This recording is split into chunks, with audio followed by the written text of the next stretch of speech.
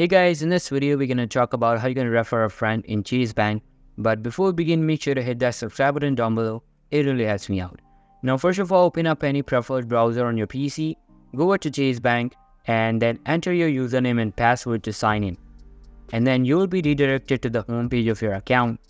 Chase Refer a Friend is a program that rewards existing Chase customers for referring new customers to open a qualifying Chase checking account. The program offers a cash bonus of up to $500 per calendar year of each friend who opens a qualifying Chase checking account. To participate in the program, you will need to enter your information including the last 4 digits of your Chase debit card and checking account, and refer your friends through the referral site.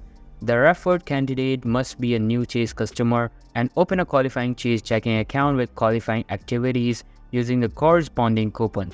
The program is available for following account types: Chase Total Checking, Chase College Checking, Chase Premier Plus Checking, Chase Sapphire Checking, Chase Private Client Checking, and Chase Secure Banking.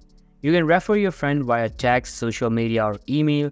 To refer your friend via Chase mobile app, you need to sign into your account and select the card account that you want to refer.